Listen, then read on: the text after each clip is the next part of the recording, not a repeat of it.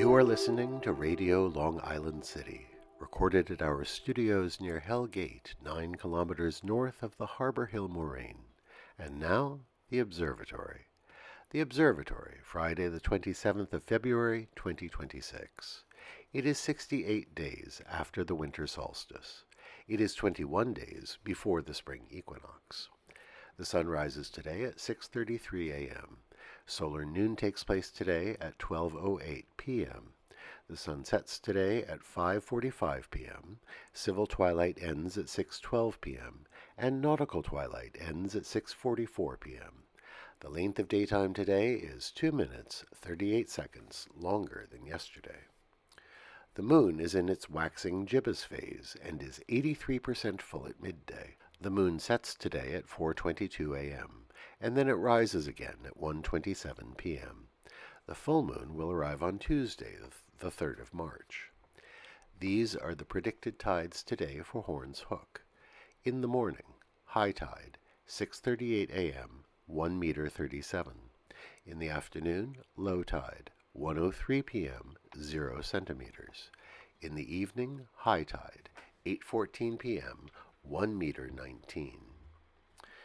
In our shared realm of plants and animals, recently we remarked that flocks of starlings form what are called murmurations. Flying up together, the flock moves in an ever-changing shape that swells and turns in the sky. Just the other day, a flock of starlings was spotted over the shopping center on Broadway and 21st Street. It was dusk, and there they were, turning and swirling in the air. The movement was so unlike that of pigeons in flight. Pigeon flocks fly in wide arcs, often circling round and following the same path, and pigeons tend to space themselves out fairly evenly. But the starlings at dusk moved round and round, never repeating their path, the ball of flying birds swelling and contracting. There were not that many birds, perhaps 100, but it was a striking sight nonetheless.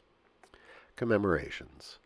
On this day in 1922, Herbert Hoover, who was then the Commerce Secretary, convened the first National Radio Conference. It's hard to believe that just a century ago, broadcast radio was a brand new medium. There were only 60 broadcast stations and fewer than 1,000 receiving sets in the whole of the country. But Hoover could see radio's explosive growth was at hand. With finite bandwidth space, it would be the job of the Commerce Department to assign broadcasting frequencies to the stations. Just 5 years later, there would be 1,000 broadcasting stations and more than 6 million home radios. A somber anniversary. On this day in 1933, the Reichstag fire took place in Berlin. The Reichstag was the seat of Germany's parliament.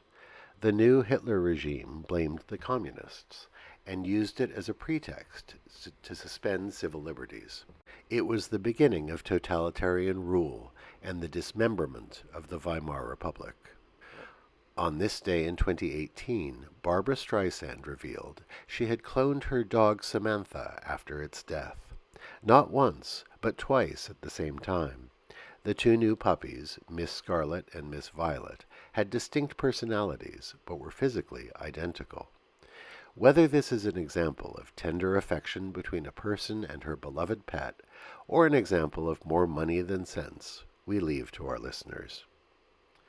Today we remember Marian Anderson, born this day in 1897 in Philadelphia. When the American contralto performed in 1935 at the Salzburg Festival, the Italian conductor Arturo Toscanini told her, "A voice like yours is heard only once in 100 years."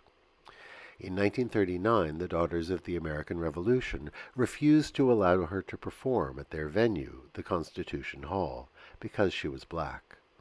President Roosevelt and his wife Eleanor helped arrange for her to sing on the steps of the Lincoln Memorial instead. More than 75,000 people attended the open-air concert, and millions listened on radio. In 1955, she embarked on a world singing tour as a goodwill ambassador for the U.S. State Department. In 1961, she sang the national anthem at President Kennedy's inauguration. and in 1963 she sang again at the Lincoln Memorial for the March on Washington.